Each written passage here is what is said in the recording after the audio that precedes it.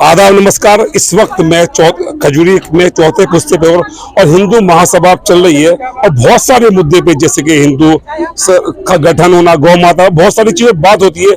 आइए जानते हैं। सर अभी आप गौ माता पे आप बात कर रहे थे। अभी हम जानते हैं कि नॉर्थ ईस्ट के 7 राज्यों में आज भी बोर्ड लगा के गाय की हत्या की, उसके मांस को बेचा जाता है। और पिछले 15 साल से सरकार है, ये उससे पहले भी, तो सर उस पर वो प्रतिबंध क्यों नहीं लगाती उन चीजों पे? यही तो हमारी चिंता है। हमारे हितों की बात करने वाली इस देश में कोई भी सरकार नहीं है। सबसे पहले तो गौहत्या बंद होनी चाहिए थी, लेकिन आज भी गौहत्या बंद नहीं है। लगातार गौहत्या हो रही है, उनकी तस्करी हो रही है और भारत में एक्सपोर्ट बढ़ा है।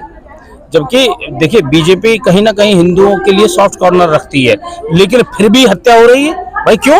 अरे रोक लगानी चाहिए थी। नहीं इतने हम तो, अच्छा मेरी पर्सनल मांग है, मैं कहता हूँ कि गांव को राष्ट्रीय पशु बनाना चाहिए। क्या कहेंगे इस बारे में? गांव को बनाना चाहिए, बिल्कुल। गाय को राष्ट्रीय पशु बनाना चाहिए, प्राणी बनाना चाहिए, लेकिन बनाए तो सही उसकी लेकिन जो कहते हैं कि अभी योगी जी कह रहे हैं कटेंगे बटेंगे, जब 15 साल से सरकार चल रही है तो सर इस पर काम हो क्यों नहीं रहा है? दरअसल क्या है, बीजेपी ना कहीं हिंदुओं को लुभाने का काम बहुत अच्छे से करती है। लेकिन उनके हित में जो काम करने चाहिए थे उससे कहीं ना कहीं विमुख हो जाती है। वो चुनाव आता है तो उन्हें याद आता है भी कटना बटने की बात होगी। अरे भाई गाय की रक्षा करो ना।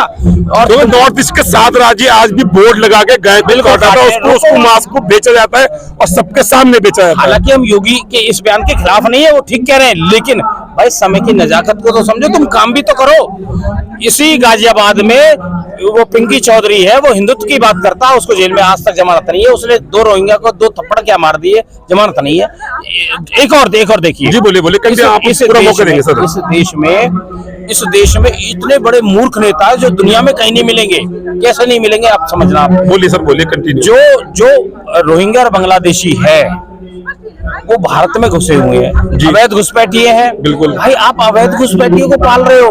पाकिस्तान के बॉर्डर पे आप जाइए, जाते ही गोली लगेगी, या आप जिंदगी भर जेल में। तो आप ये कह रहे हैं कि सरकार में बीएसएफ का खुला फेलियर है? आप ये ना बिल्कुल फेलियर है। जो सिक्योरिटी फोर्स बीएसएफ है ही ये पालने का काम कर रहे हैं, उनकी बोटे बना रहे हैं, उनको राशन कार्ड दे रहे हैं, उनको मकान दे रहे हैं। भाई क्यों? वो 12 करोड़ रोहिंग्या जो अपने देश के रोहिंग्या और बांग्लादेशी अपने देश के हित में ना हो सके, अपनी सरकार के हित में ना हो सके, वो भारत के इसमें। लेकिन सर ये तो खुला जो फेलियर है सरकार का है। जो आप सरकार से आग्रह कीजिए कि जो भी घुसपैठिया है वो इस देश में नहीं रहना चाहिए, वो उसकी जिम्मेदारी पुलिस प्रशासन की है। जब हमारी 2014 से भी पहले से मांग चली आ रही है और 2014 के बाद इनकी जो आबादी है वो घटी नहीं है, वो रेशो बढ़ी है। अच्छा सर, इसका जवाब क्या है? कटेंगे बटेंगे, किससे कौन काटेगा, कौन करना? सबको पता है, जिहादी जिहादी है, जो आतंकवादी है, वो नाम पूछ पूछ के गोली मारते हैं। कश्मीर में देखा होगा ना आपने, नाम बहुत पुराना है। यही हो रहा है देश भर में, यही हो रहा है। मोदी जी बोल रहा है कि हमने कश्मीर को बदला है, सब कुछ खत्म किया है, पुरानी चीजें छोड़ दिया, हमें आगे बढ़ना चाहिए। देखिए, मोदी जी आगे बढ़ने के लिए आए ना, सत्ता उनकी सरकार आई क्या?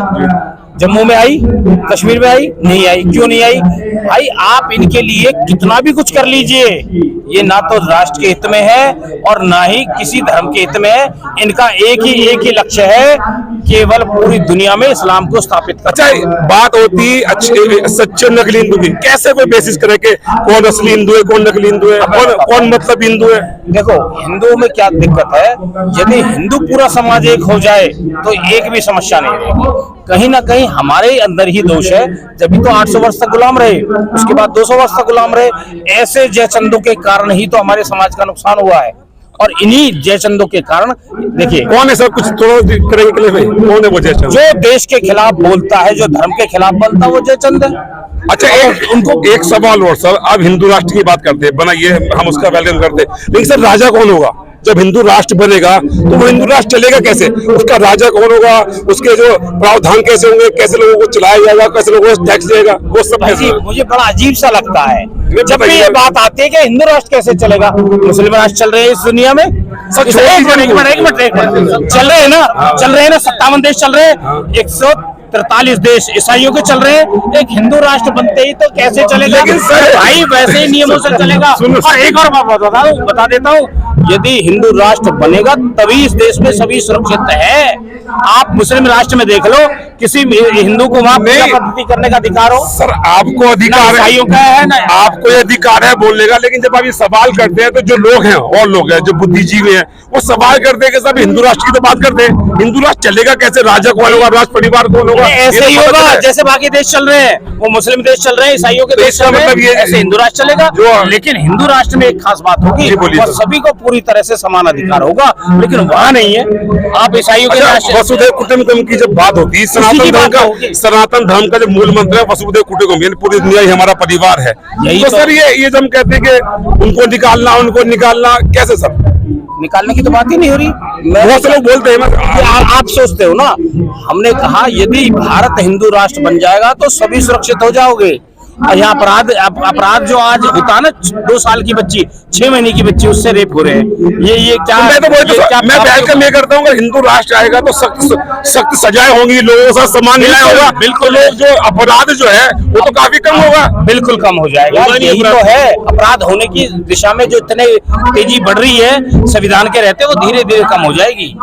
जिस दिन ये देश धर्म के आधार पर चलेगा, सनातन राष्ट्र के हिसाब से चलेगा, उस दिन अपराध ही करने बंद हो जाएंगे। लास्ट सवाल है, मैं आपसे जानना चाहता हूँ, ये जो नॉर्थ ईस्ट के 7 राज्य है जहाँ पे बोर्ड लगा के गाय को काट के बेचा जाता है, ये हमारे देश के जो वो कहते हैं 56 इंच के सीने वाले प्रधान में, इसको कब बैन करने वाले? और ये आप कब मांग करेंगे कि मोदी जी इसको राष्ट्रीय पशु घोषित कीजिए? गाय की मांग करने की बात नहीं है, ये इनको पहले ही समझना चाहिए। तुम गाय को पूजने वाले लोग हो और हम भी गाय को पूजने वाले लोग हैं, फिर भाई क्यों कट रही है? तुम सत्ता में बैठे क्यों कट रही है? इसे रोक लगानी चाहिए। जबकि अगर हम भारत में रोक नहीं लगा तो कहाँ लगाएंगे? जो नॉर्थ ईस्ट के 7 राज्य है वो तो हमारे देश का हिस्सा है, मेघालय, तो ऐसा क्यों मतलब जब तक आपकी मंशा नियत साफ नहीं होगी तब तक रोक नहीं लगा पाएंगे। तो इसका मतलब ये कि आपका मकसद ये कि सरकार की जो नियत है वो कसरी करनी है, बहुत फर्क है, बिल्कुल फर्क है। तो विपक्ष ये तो बोलता है भाई जी, आप ये देखो बीजेपी राज्य में,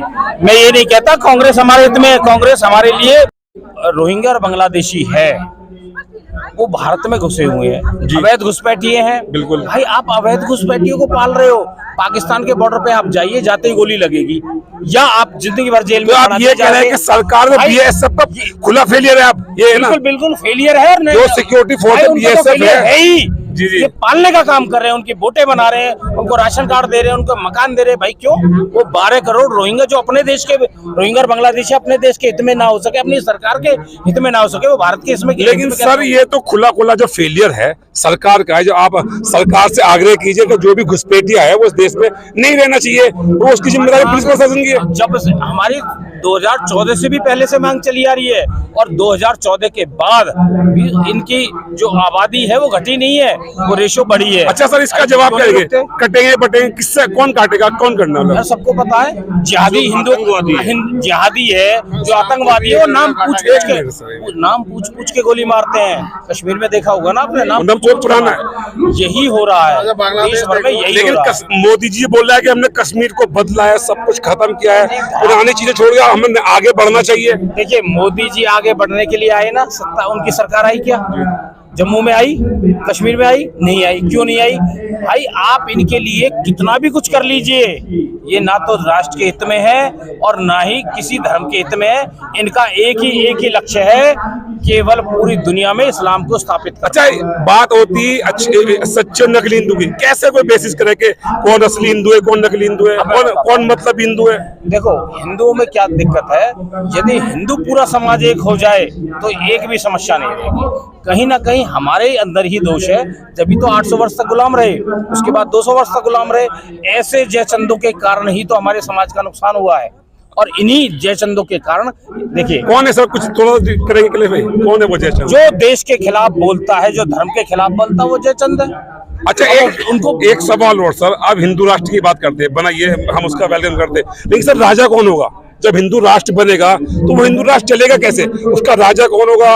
उसके जो प्रावधान कैसे होंगे? कैसे लोगों को चलाया जाएगा? कैसे लोगों को टैक्स दिएगा? वो सब कैसे? मुझे बड़ा अजीब सा लगता है जब भी ये बात आती है कि हिंदू राष्ट्र कैसे चलेगा। मुस्लिम राष्ट्र चल रहे हैं इस दुनिया में, एक मिनट चल रहे हैं ना, 57 देश चल रहे हैं, 43 देश ईसाइयों के चल रहे हैं, एक हिंदू राष्ट्र बनते ही तो कैसे चलेगा? लेकिन सर- भाई वैसे ही नियमों से चलेगा। और एक और बात बता देता हूँ, यदि हिंदू राष्ट्र बनेगा तभी इस देश में सभी सुरक्षित है। आप मुस्लिम राष्ट्र में देख लो, किसी हिंदू को वहां पूजा पद्धति करने का अधिकार हो? सर आपको अधिकार है, ईसाइयों का है ना, आपको ये अधिकार है बोलने का, लेकिन जब आप ये सवाल करते हैं तो जो लोग हैं और लोग हैं जो बुद्धिजीवी हैं वो सवाल करते हैं कि सब हिंदू राष्ट्र की तो बात करते हैं, हिंदू राष्ट्र चलेगा कैसे, राजा कौन होगा, राज परिवार कौन होगा? ऐसे ही होगा जैसे बाकी देश चल रहे हैं, वो मुस्लिम देश चल रहे हैं, ईसाइयों के देश चल रहे हैं, ऐसे हिंदू राष्ट्र चलेगा। लेकिन हिंदू राष्ट्र में एक खास बात होगी, और सभी को पूरी तरह से समान अधिकार होगा, लेकिन वहाँ नहीं है।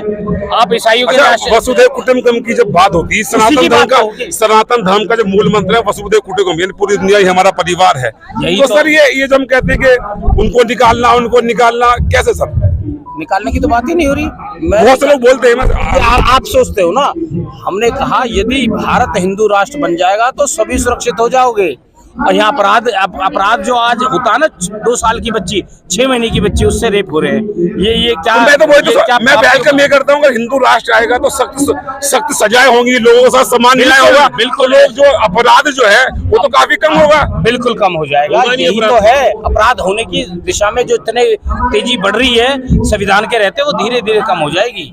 जिस दिन ये देश धर्म के आधार पर चलेगा, सनातन राष्ट्र के हिसाब से चलेगा, उस दिन अपराध ही करने बंद हो जाएंगे। लास्ट सवाल है, मैं आपसे जानना चाहता हूँ, ये जो नॉर्थ ईस्ट के 7 राज्य है जहाँ पे बोर्ड लगा के गाय को काट के बेचा जाता है, ये हमारे देश के जो वो कहते हैं 56 इंच के सीने वाले प्रधानमंत्री, इसको कब बैन करने वाले? और ये आप कब मांग करेंगे कि मोदी जी इसको राष्ट्रीय पशु घोषित कीजिए? गाय की मांग करने की बात नहीं है, ये इनको पहले ही समझना चाहिए। तुम गाय को पूजने वाले लोग हो और हम भी गाय को पूजने वाले लोग हैं, फिर भाई क्यों कट रही है? तुम सत्ता में बैठे क्यों कट रही है? इसे रोक लगानी चाहिए। जबकि अगर हम भारत में रोक नहीं लगा तो कहाँ लगाएंगे? जो नॉर्थ ईस्ट के 7 राज्य है वो तो हमारे देश का हिस्सा है, मेघालय, तो ऐसा क्यों? मतलब जब तक आपकी मंशा, नियत जी साफ नहीं होगी तब तक रोक नहीं लगा पाएंगे। तो इसका मतलब ये कि आपका मकसद ये कि सरकार की जो नियत है वो कसरी करनी है, बहुत फर्क है, बिल्कुल फर्क है। तो विपक्ष ये तो बोलता है।